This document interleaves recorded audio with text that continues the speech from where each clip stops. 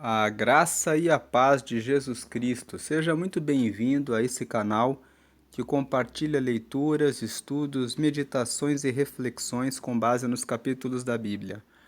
Hoje nós vamos gravar a aula de número 39 para o curso de Provérbios. Nós estamos estudando Provérbios, um livro que nos traz revelação de sabedoria, que nos traz conhecimento para tomarmos decisões inteligentes para resolver as várias situações desta vida. Quem medita em Provérbios durante 2 anos, todos os dias, se torna mais sábio.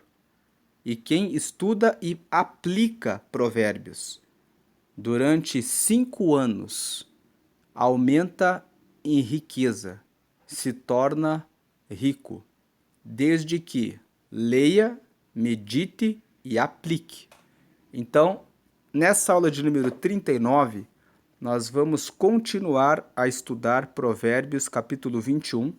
Nós vamos começar a estudar a partir do verso 9, que na aula 38 nós meditamos até o versículo 8. Então o versículo 9 diz: Melhor é morar num canto de umas águas furtadas do que com a mulher rixosa numa casa ampla. Nós estudamos que do Senhor vem a mulher virtuosa. Quando lemos esse versículo nas aulas anteriores, nós dissemos que se você está buscando uma esposa, você deve buscar ler o capítulo 31 de Provérbios. O capítulo 31 de Provérbios traz os conselhos que a mãe do rei Lemuel deu a ele na hora de escolher uma esposa.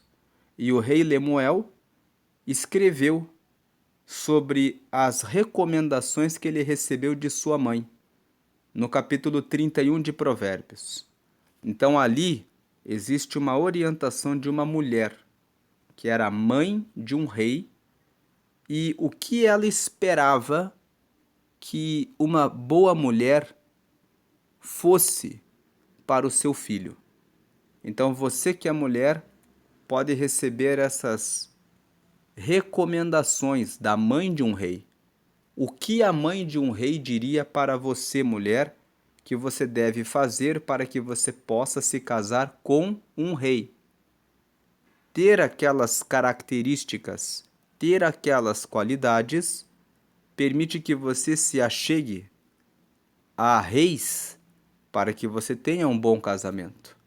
Você que é homem e busca por uma mulher para um casamento, pode ler aquele texto assim como o rei Lemuel recebeu a instrução da sua mãe e pensar o que a mãe de um rei ensinaria para o rei. E lendo, pegando um papel e uma caneta, anote as características dessa mulher e veja se essas características estão na pessoa com quem você está. Veja, você que é mulher, se você tem essas características para poder exigir tudo o que você quer do seu cônjuge ou do seu namorado.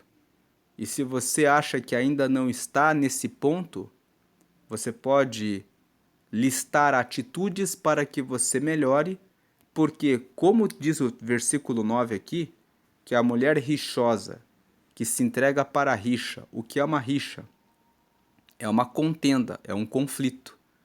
Uma mulher que sempre reclama da vida e para quem nada nunca está bom, que não quer se dedicar ao trabalho do cuidado com a sua casa, do cuidado com a sua família, mas que é o tempo todo rixosa.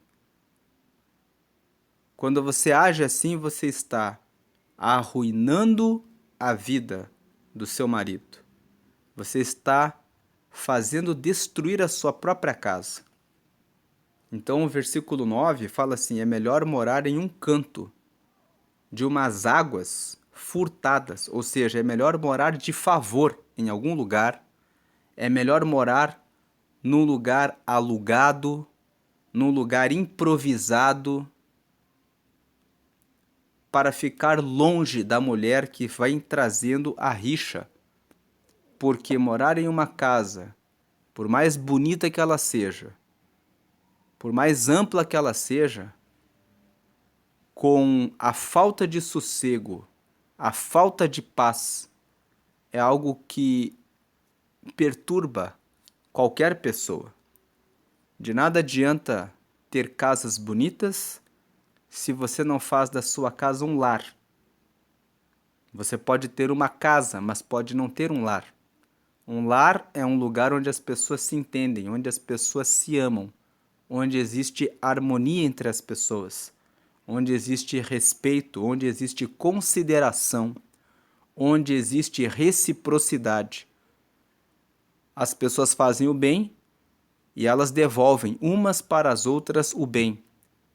Ao passar por dificuldades, as pessoas estudam juntas como passar por elas e não começam a apontar o dedo uma para a outra se acusando, dizendo a culpa é sua. Agir assim é agir como vítima da vida. Não seja vítima, seja protagonista.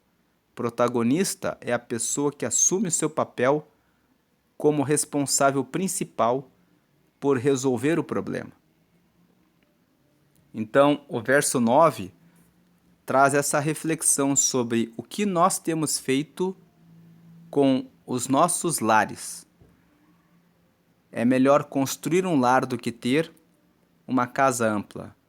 Aliás, se uma pessoa tem uma casa ampla e ela age com rixa, uma mulher que é tola, ela pode perder tudo o que construiu, juntamente com o seu marido, juntamente com a sua esposa.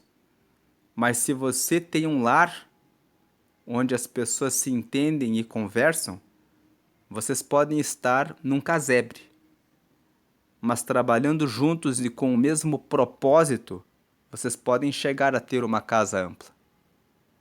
Então, transforme a sua casa num lar. Respeite a harmonia dentro da sua família.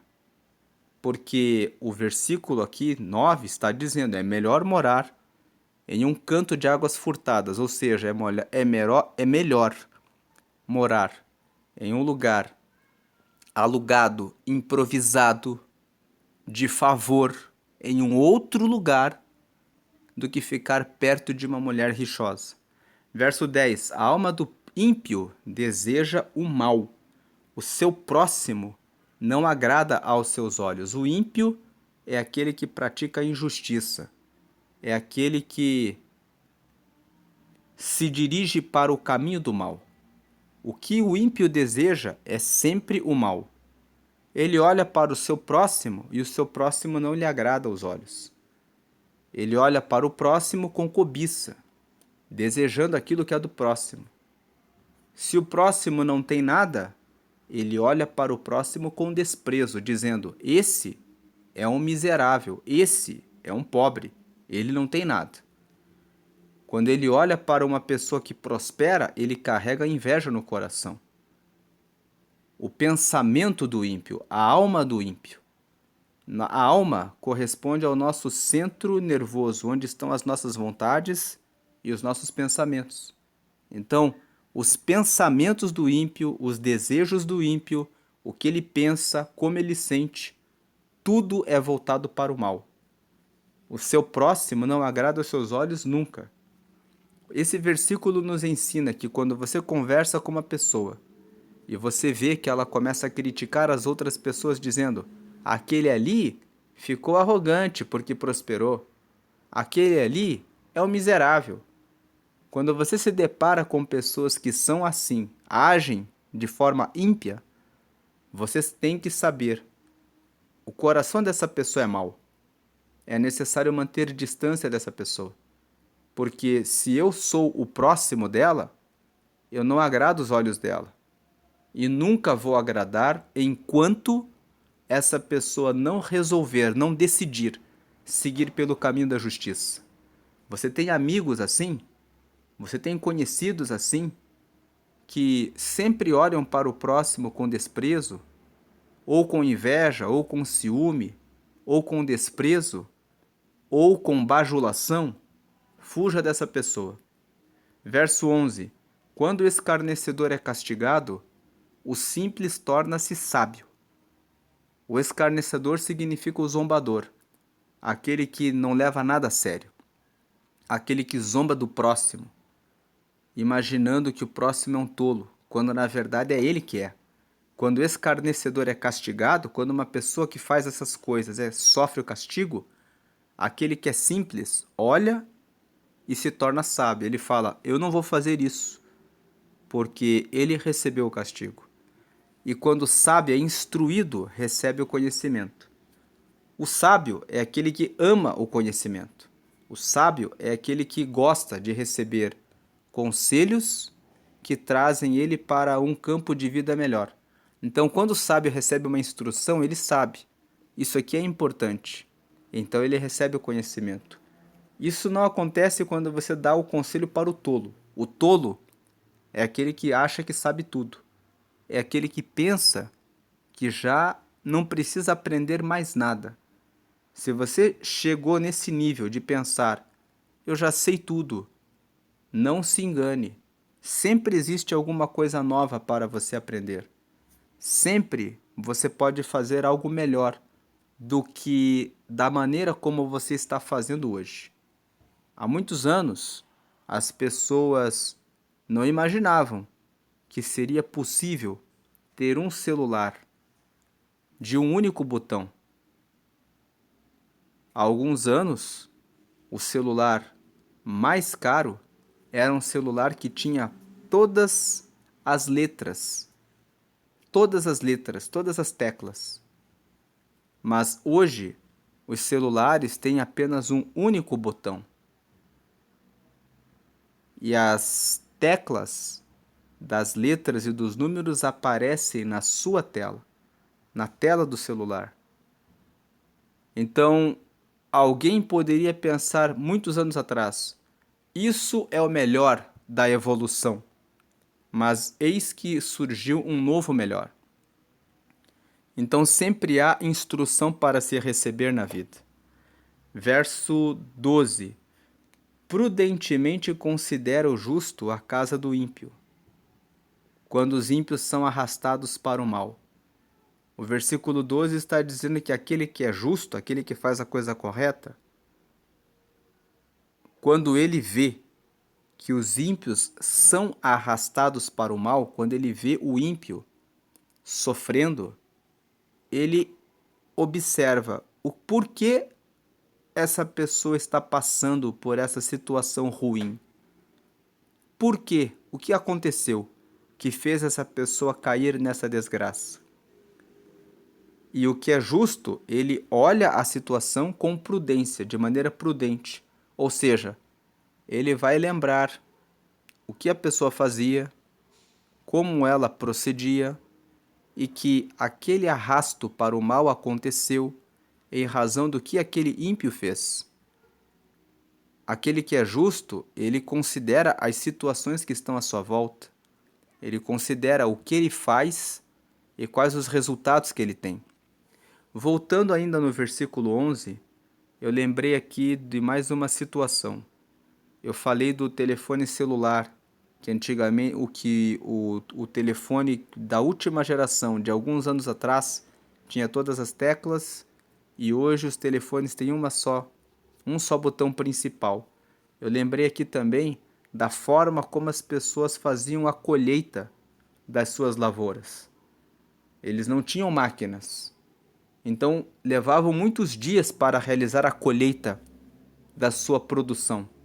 Hoje em dia, as máquinas que são utilizadas no campo fazem colheitas de forma muito mais eficiente e de muito mais veloz. Então, tudo na vida muda. A instrução sempre traz nova informação e novo conhecimento. Agora o versículo 12 nos permite ver que o justo, ele é sábio, ele consegue perceber O que aconteceu? O que foi feito de errado pelo ímpio para que ele fosse arrastado para o mal? Quando você vê alguém caindo em uma situação de desgraça, preste atenção, o que essa pessoa fez de errado para que ela caísse nessa situação? Quando você pergunta isso e corre atrás dessa informação, você sabe, eu nunca vou fazer isso, porque se eu fizer isso, eu vou ser arrastado para o mal. Ele fez isso e foi arrastado para o mal. Então aqui, quando ele fala do ímpio, não pense no ímpio, aquele que faz o mal, né? Aquele que está ali com aquela cara de mal, sempre pensando no mal. O ímpio é aquele que faz o que é errado. Uma pessoa que está bem intencionada, mas que não toma informação e não toma instrução e fala assim, eu vou fazer porque vai dar certo. Não vou pegar orientação, nem instrução, nem conselho de ninguém. E vai e faz, mesmo que seja uma pessoa que frequenta a igreja e que tem temor a Deus, quando ela faz isso, ela está agindo como um ímpio. E ser justo é sobre fazer a justiça, e não sobre saber o que é a justiça. Saber, muitas pessoas sabem, mas saber e executar e fazer o que tem que ser feito traz você para um outro patamar. Você é justo não porque você conhece. Muitas pessoas conhecem o Evangelho, mas elas vivem no adultério, elas vivem na mentira, elas vivem na corrupção. E elas falam, Deus vai me perdoar. É sem dúvida que Deus ama o pecador, mas quando ele voltar, é certo que por mais que essa pessoa tenha ido todos os dias à igreja, por mais que essa pessoa todos os dias tenha tido a boa intenção no coração, Deus dirá, Jesus dirá, apartai-vos de mim, vós que praticais a iniquidade. Veja o texto depois de Mateus capítulo 7, no versículo 22 e nos versículos seguintes. Que naquele dia, Jesus disse assim, nem todo que me diz, Senhor, Senhor, herdará o reino de Deus, mas aquele que faz a minha vontade. Então é sobre o fazer a coisa certa, não é sobre apenas conhecer. Versículo 13, o que tapa o seu ouvido ao clamor do pobre, também clamará e não será ouvido. Aqui está a lei da semeadura. Tudo que você planta é aquilo que você colhe. Se você não atende a quem é pobre hoje, amanhã, quando você precisar de alguma ajuda, Deus fará com que a própria natureza fará com que você não a receba. Então, versículo 14 diz assim: o presente que se dá em segredo abate a ira, e a dádiva no seio, uma forte indignação. O que o versículo está dizendo é que quando você dá um presente em segredo para uma pessoa que está com raiva de você, que está irada com você, o presente vai apaziguar o coração dela. Com o presente você mostra que você ama a pessoa. Com o presente você mostra que você tem consideração pela pessoa. Com o presente, o ímpio pode enganar a pessoa presenteada, entregando o presente com o propósito de conquistar uma vantagem, mas enganando. Então, o que o versículo enfatiza é que se você está com alguém que está com raiva de você, a sua esposa, o seu filho, você foi mal educado com relação a eles em alguma coisa, os ofendeu, você pode dar um presente em segredo, deixar ali um presente na mesa dessa pessoa, para que essa pessoa sinta-se mais aliviada e que você considera ela. Agora, é claro que o presente tem um limite. Existem aquelas pessoas que o tempo todo falham e falham com o cônjuge, com o pai, com a mãe, com os filhos, e sempre tenho que comprar um presente, vou colocar ali na mesa e ele vai me perdoar e ela vai me perdoar. É necessário que você mude o seu comportamento para que você seja de fato uma pessoa que traz realização e alegria. Como você se sentiria se alguém te ofendesse e te desse um presente, e depois te ofendesse novamente e te desse um outro presente e fizesse isso sucessivamente? Chega um tempo em que o presente não tem mais valor. O presente, em segredo, abate a ira, serve como uma estratégia que pode ser aplicada em determinados momentos da sua vida. Mas entenda que não é com presentes e presentes que você compra o seu filho pela sua ausência, pelo tempo que você fica no telefone celular e que você não fala com ele.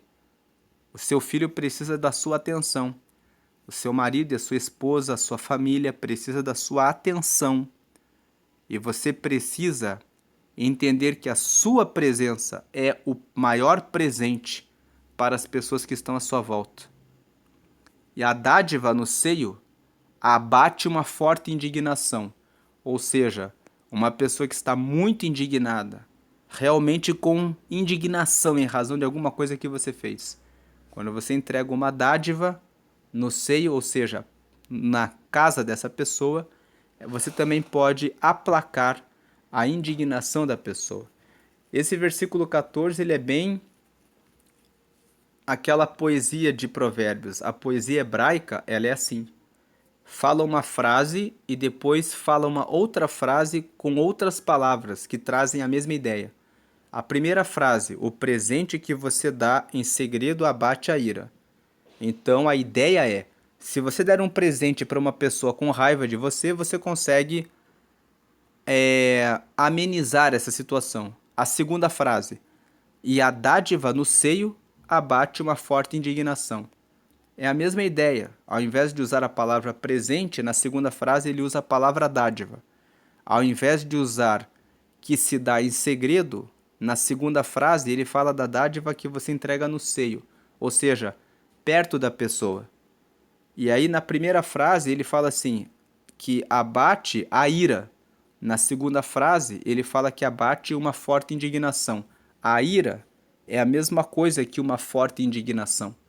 Só que você fala com outras palavras a segunda frase para reforçar uma ideia. A ideia de que se você entrega um presente ou entrega uma dádiva para alguém que está com ira ou que está com uma forte indignação em relação a você, você consegue amenizar a situação.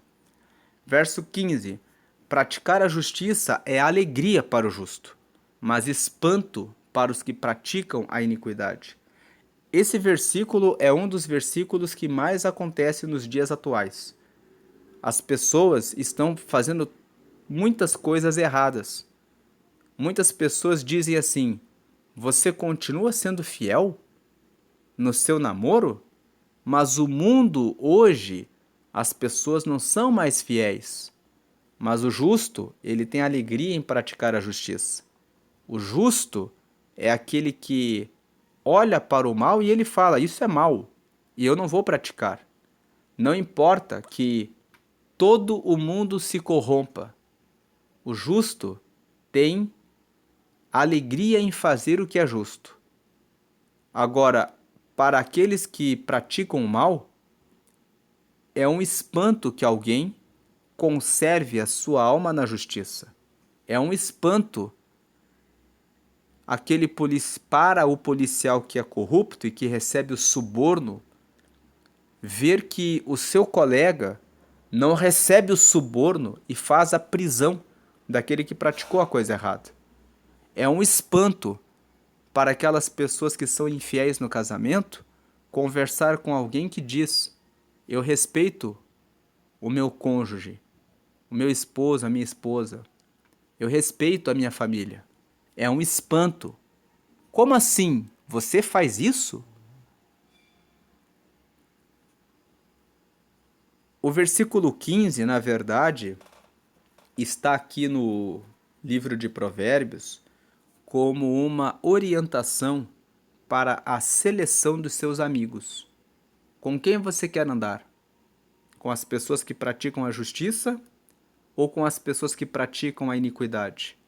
O versículo 15 está revelando para nós que aqueles que fazem a coisa errada ficam espantados quando sabem que você faz a coisa certa. E só a manifestação do espanto delas é motivo para nós olharmos e dizermos: eu não vou andar com essa pessoa. Ou é um motivo para nós andarmos com essa pessoa por um tempo, dizendo: olha, você está espantado que eu continuo sendo fiel? Você está espantado que eu não aceito o suborno e não aceito a corrupção? Mas sente-se comigo aqui e veja como você se sentiria se você fosse traído.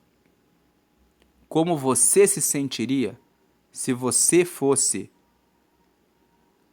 a pessoa que sofreu o crime, que você está recebendo o suborno, se fosse uma pessoa da sua família?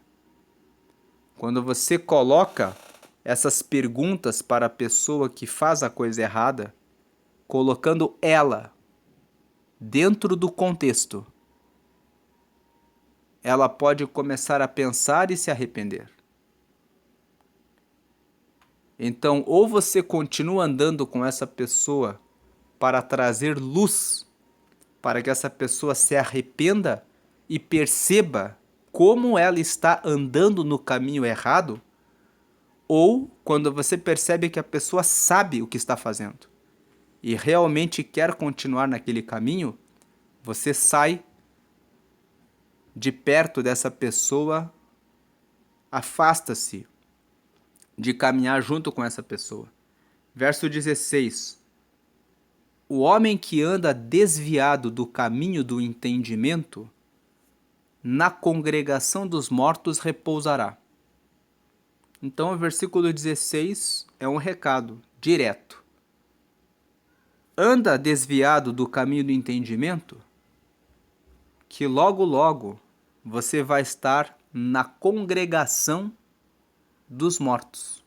Você vai descansar, você vai repousar na congregação do morto se você anda desviado do caminho do entendimento. Agir com tolice, se meter com pessoas erradas, se envolver com aquilo que leva para o caminho do mal, vai acelerar a sua morte. Verso 17.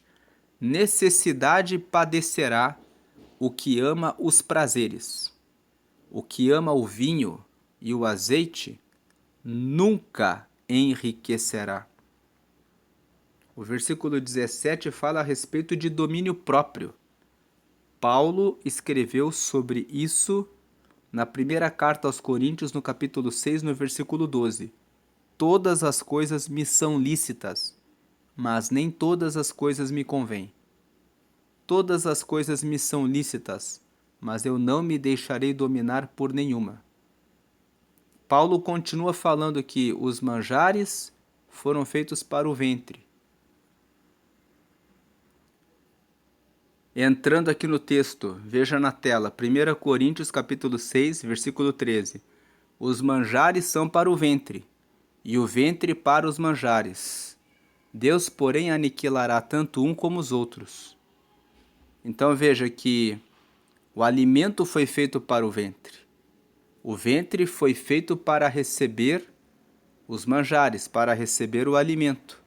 Mas tanto a comida quanto o nosso ventre, o nosso corpo, será aniquilado. Se o nosso corpo vai ser aniquilado, será que vale a pena você viver uma existência passando necessidade em razão do consumo excessivo do azeite e do vinho? O azeite e o vinho simbolizam alegria, o vinho simboliza alegria. E o azeite simboliza riqueza, simboliza prosperidade, simboliza também a presença de Deus. Mas voltando para o texto de Provérbios, aqui no versículo 17, que fala assim: o vinho, necessidade padecerá o que ama os prazeres. Quem ama o prazer não entende que a vida é sobre ter domínio próprio, acaba passando necessidade. Necessidade em tudo.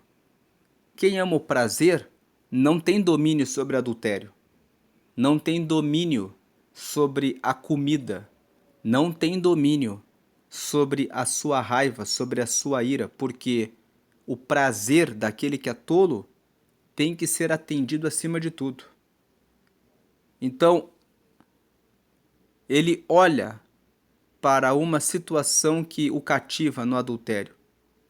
Ele vai passar necessidade de ter um casamento feliz. Ele tem necessidade de muita comida, de comer de forma excessiva. Quando ele passa por uma prova em que ele precisa fazer uma contenção de gasto e comer um pouco menos para esperar um tempo de mais bonança, ele não dá a mínima importância. Ele pensa: o que importa é o meu prazer. Eu tenho que comer até me fartar. A situação que eu estou passando nesse momento não interessa. O meu prazer em primeiro lugar. Então ele ama o vinho, ele ama a alegria, ama festas. Ele ama o azeite. Ou seja, ele ama consumir tudo o que ele tem. Aquilo que ele tem de melhor. Ele não sabe guardar um pouco, poupar um pouco, para que ele tenha nos tempos de dificuldade. Esse princípio foi usado por José do Egito. Quando o faraó teve um sonho de que haveria 7 anos de bonança e 7 anos de fome, ele disse: vamos guardar 1/5, ou seja, 20% de tudo aquilo que nós conquistarmos nas colheitas para o tempo da dificuldade. Então, o que ama o vinho e o azeite nunca vai ficar rico. Vai padecer necessidade, porque não sabe controlar, ter domínio próprio. Por isso que nós lemos o texto de 1 Coríntios, no capítulo 6, no versículo 12 e versículo 13, que fala que os manjares são para o ventre e o ventre para os manjares, mas o Senhor aniquilará tanto um quanto o outro. Se Deus vai aniquilar a comida, vai aniquilar o nosso ventre, porque o nosso corpo não é exclusivo para viver nessa terra, mas o nosso corpo é para ser santificado, porque nós temos uma alma que vai retornar para Deus. Então você vai ficar como escravo dos prazeres, não vai dominar sobre o vinho, sobre querer o tempo todo festa, não vai dominar sobre poupar o azeite, aquilo que você tem de valioso na sua fazenda, na sua casa. Então você nunca enriquecerá e você passará necessidade. Está aqui com 33 minutos a gravação, então nós vamos parar essa aula 39 aqui. Na próxima aula nós começamos a partir do versículo 18. Se você gostou desse vídeo, curta, comente e compartilhe. Se lembrou de alguma pessoa que precisa ouvir essa mensagem, divulga também, para que o conhecimento da palavra de Deus venha crescer para mais e mais pessoas. Fazendo assim, divulgando sabedoria, divulgando conhecimento, nós tornamos o nosso mundo melhor. E Provérbios é um excelente livro para isso, porque é um livro de sabedoria. Deus abençoe a todos. Amém.